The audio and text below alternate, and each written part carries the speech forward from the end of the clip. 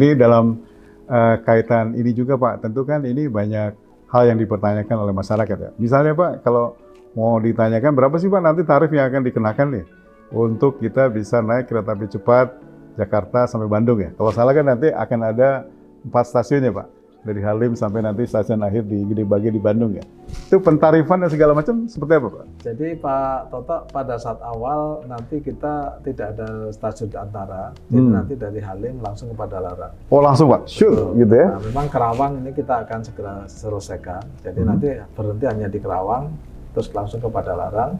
Di Padalarang nanti ada feeder ke Bandung. Oke. Nah, tarif sendiri Pak Toto ya untuk Halim ke Padalarang itu kan kira-kira 142 kilo ya, dengan waktu tempuh kira-kira 38 menit. Kira-kira nanti tarifnya sekitar 250.000. Dan ini sebetulnya kalau Jadi itu pasti itu single tarif aja Pak? single tarif. Oke. Ya. Jadi nanti apa namanya kereta Gopar itu Pak, sekarang yang eksekutif juga 250. Oh oke, jadi kira-kira harganya mendekati ya? Betul. Oke. Gopar, ya. Pak itu kalau nggak salah bukannya stasiun ujung di Bandungnya di sekitar Gede Bage ya Pak? Deponya nanti di Tegaluar Pak. Oh Tegaluar, Depo ya maaf. Tegaluar. Tegaluar. Tapi nanti sebetulnya lebih banyak kalau yang tujuannya Bandung akan berhenti di Padalarang. Betul. Baru setelah itu dibuat feeder ke Ada feeder, betul. langsung ke kota Bandung maksudnya? Jadi nanti Pak dari Halim ini terintegrasi dengan LRT Pak. Ya. Nah di sini nanti di Padalarang itu terintegrasi dengan LRT, apa namanya feeder Pak ya. Feeder ya. Nah nanti dari Padalarang ke Bandung itu kira-kira 18 menit melalui Cimahi Pak ya. Oke. Antara 18 sampai 21 menit sampai ke Bandung. Oke. Sehingga dan kita lagi tiketingnya nanti kita akan bundling Pak ya. Jadi dari Halim itu ya langsung ke Bandung. Bandung ya. Termasuk berarti untuk biaya kereta feedernya ya. Jadi satu ya. Ya. Wah ini berarti nanti orang yang kerja di Jakarta domisili di Bandung udah nggak lagi jadi Bisa. masalah ya? Nah ini yang penting bagi masyarakat nanti ini akan merubah kebiasaan baru. Akan mendekatkan antara Bandung dan Jakarta. Nah ini yang apa namanya secara hubungan Pak. Ini akan membangun pola kehidupan yang berbeda nih. Sehingga ini nanti jarak itu tidak merupakan pembatas Pak. Jadi mau tinggal di Bogor, mau tinggal di Kebayoran ya. Dari Bandung tuh ke sini aksesnya cepat. Jadi cepat ya. Nah Pak, itu dengan kaitan kita akan kembangkan jalurnya lebih jauh misalnya Pak, bukannya sampai ke Bandung, bisa sampai ke timur Pak, sampai ke Surabaya. Apakah ada rencana juga nantinya kereta cepat ini misalnya tidak hanya berhentinya di Bandung, tapi bisa sampai ke arah timur sana Pak? Pak Toto, jadi kita target sekarang kita selesaikan ke Bandung dulu. Nanti kita akan evaluasi menyeluruh ya setelah ini beroperasi dari semua aspek Pak ya. Nah baru nanti kita akan berpikir bersama pemerintah Pak untuk meneruskan sampai ke Surabaya ya. Memang kalau dilihat skala ekonomis 142 km untuk kereta cepat itu terlalu pendek. Sehingga menurut saya nanti perlu dipanjang untuk bisa membangun kapasitas keuangan yang lebih baik. Jadi rencana ke depan mestinya itu bisa connect sampai ke timur ya Pak? Insya Allah. Supaya lebih jauh ya? Ya, Pak. Jadi semacam Shinkansen lah kalau di Jepang ya Pak ya? Baik Pak. Nah ini kemudian kaitannya tentu dalam rangka mengoperasikan teknologi tinggi ya Pak, kemudian juga kompleksitas dari pengelolaan kereta api ya Pak, adanya request dari Gen Y, Gen Z yang makin meningkat ya Pak. Nah tentu kan perlu ada semacam istilahnya adalah kemampuan talent kereta api juga yang hebat mestinya ya. Jadi apa yang dilakukan oleh Pak Didik nih sebagai CEO kereta api membuat supaya talent-talent yang ada di KAI ini Pak betul-betul orang-orang yang punya kualifikasi lah untuk pada suatu level kualitas yang betul-betul diandalkan gitu. Apa yang dilakukan Pak Didik? Jadi Pak Toto, kita di tahun 2023 kita mulai di bulan Oktober 2022 kita melakukan transformasi digital. Transformasi digital itu sebetulnya kan lebih merubah mindset ya. Bagaimana kita cara kerja baru yang berbasiskan data. Jadi sekarang ini teman-teman di kereta api itu sudah mulai terbiasa bekerja berbasiskan data. Jadi masing-masing itu apa kerjanya itu sudah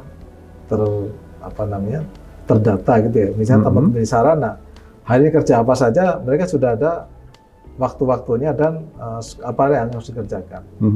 Nah dalam satu tim itu nanti terukur, bahkan sekarang yang hasil transformasi digital yang paling kelihatan nyata adalah bahwa perawatan lokomotif, di mana yang setiap 2 tahun itu kita rawat, waktunya itu antara 25 sampai 30. Sekarang kita bisa kompres sampai dengan 11 dan 12 hari. Oh, lebih cepat ya? Lebih cepat. Nah, ini semuanya berdasarkan data. Semula kan kita kalau melakukan secara manual ya. Nah, ini kan tidak terukur. Nah, sekarang kita ukur semua. Sejak kapan itu, Pak? Didigitalisasi seperti itu? Oktober, Pak. Oh, oke. Oktober. Jadi sekarang di saran seperti itu. Nah, nanti kita akan masuk ke prasarana, masuk ke operasi, dan ke semua jajaran termasuk keuangan ya. Mindsetnya akan kita perbaiki. Terus kedua, kita melakukan pengayaan di bidang soft skill, Pak Toto. Jadi insan-insan kereta api pada dasarnya operator. Jadi dia rigid mengerjakan sesuatu yang rutin. Nah, dalam mengembangkan rutin ini, mereka berpikirnya kan sangat pendek. Jadi hari ini, besok, dari tahun ke tahun dia sama kan. Tapi kan tidak berpikir secara strategik. Oh, kita 5 tahun lagi apa? 4 tahun lagi apa? 10 tahun lagi apa? Nah, kita memberikan pelajaran yang strategik. Terus bagaimana kita menjadi leader-leader yang bisa menginspirasi. Jadi sekarang soft skill kita kembangkan dengan adanya leadership program. Ada senior leadership program, ada executive leadership program. Sehingga insan kereta api ke depan itu mulai berpikir soft skillnya ke depan, leadershipnya jalan. Nah, inilah yang diperlukan di dalam menghadapi tantangan era yang makin tidak menentu ke depan. Iya, Pak. Valoritasnya semakin meningkat ya. Nah, apakah dalam konteks semacam ini misalnya pelatihan-pelatihan leadership seperti itu ya, Pak? Apakah juga termasuk mengirimkan the best talentnya untuk mengambil misalnya studi course di luar, Pak, di Eropa, apa di Cina, apa di mana, Pak? Kita sudah melakukan itu, Pak Toto. Ya. Ada beberapa talent kita yang kita kirim mengambil S2 di luar. Termasuk beberapa, mungkin ada sekitar hampir 30 orang yang sekarang mengambil S2 di ITB, Pak. Soft skill ya. Terus kemudian kita kerjasama dengan beberapa perguruan tinggi di Jakarta. Nanti Pak mengembangkan soft skill tadi. Jadi itu executive leadership program ya. Jadi kita bekerja sama dengan salah satu perguruan tinggi swasta yang sudah punya program executive leadership-nya bagus, Pak. Di samping kita mengembangkan juga mengenai culture, Pak. Jadi artinya bagaimana culture bekerja yang baik, yang sesuai dengan arahan Pak Erik kan mengenai akhlak, Pak ya. Jadi setinggi apapun ya nilai-nilai itu tetap kita menjadi pegangan. Biasanya Pak kalau dalam konteks semacam ini ya Pak, itu masalah diversitas dari resources juga penting ya Pak. Apakah Bapak kemudian kereta api maksudnya ya Pak, itu kemudian mengembangkan pola rekrutmen di mana semua talent terbaik dari seluruh Indonesia itu misalnya bisa masuk ke PT KAI bagaimana Pak? Ya, jadi sekarang kita bekerja sama dengan beberapa perguruan tinggi yang utama ya Pak. Bagaimana kita ingin di samping dalam proses rekrutmennya kita membuat job fair ya, kita merekrut juga untuk pengembangan talenta ke depan Pak.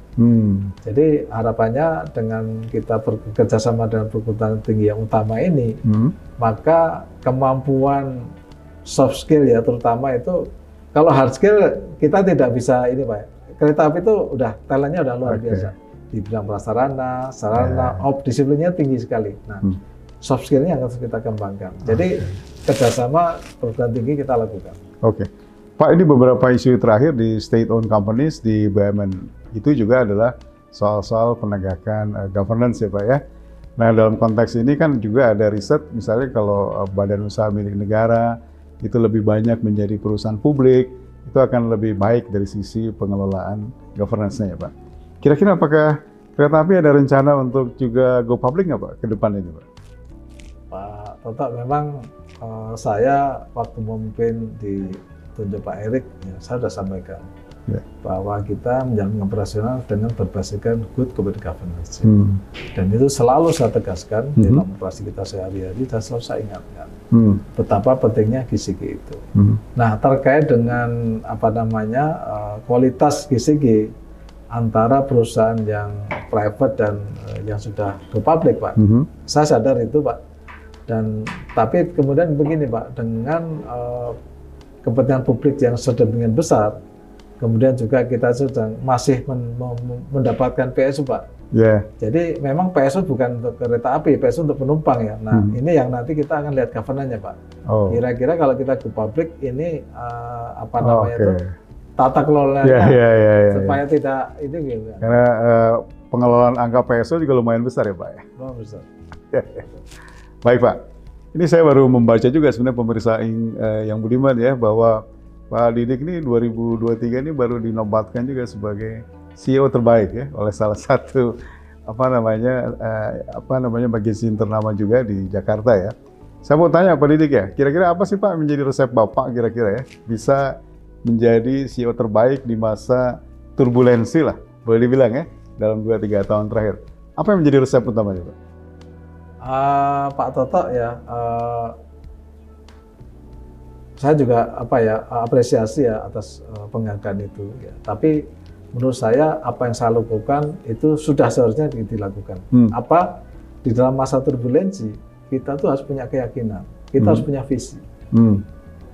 Berapa besar turbulensi yang kita hadapi? Kita harus bisa mengukur. Nah, saya waktu menghadapi pandemi ini, saya sudah memperkirakan ini sekitar 2 tahun sampai 3 tahun, Pak Toto ya. Nah, dari situlah saya mengambil strategi-strategi tadi. Jadi misalnya kita memprotek people kita.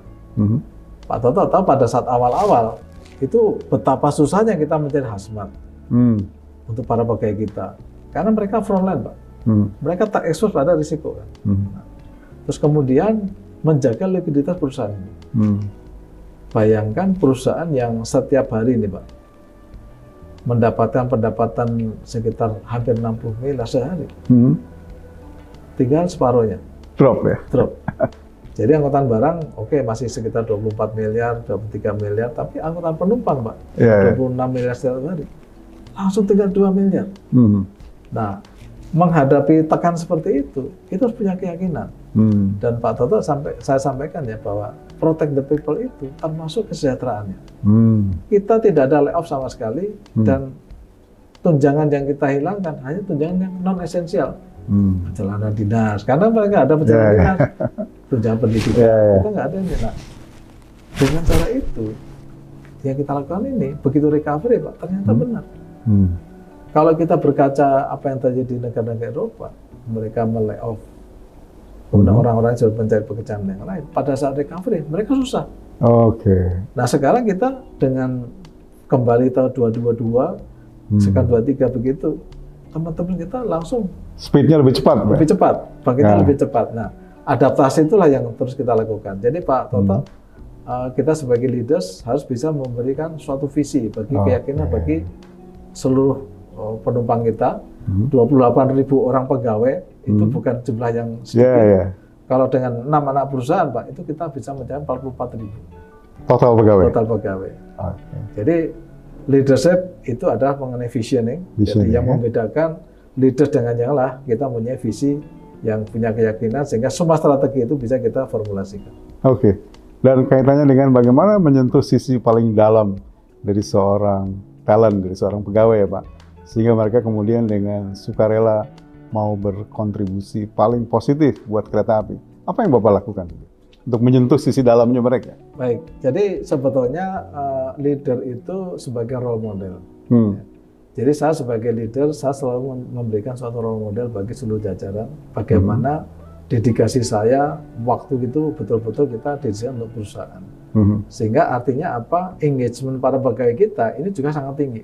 Bahkan Pak Toto ya, kita itu banyak talent-talent kita itu yang punya kemampuan misalnya di media sosial. Itu mereka mengkomunikasikan apa yang mereka lakukan itu sudah merupakan suatu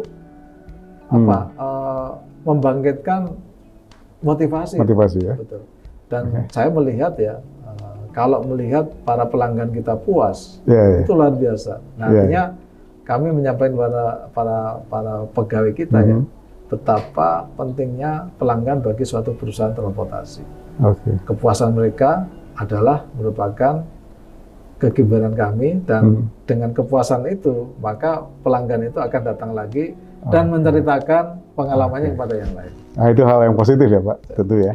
Saya kira pemirsa ini semua ya, jadi saya kira ini menarik sekali apa yang sudah dikerjakan oleh CEO PT Kereta Api Indonesia, bagaimana dalam masa turbulensi ya, memiliki visi yang cukup jelas, sehingga kemudian pada saat situasi sudah kembali pulih, maka kemudian speed dari recovery-nya bisa dijalankan dengan lebih cepat ya.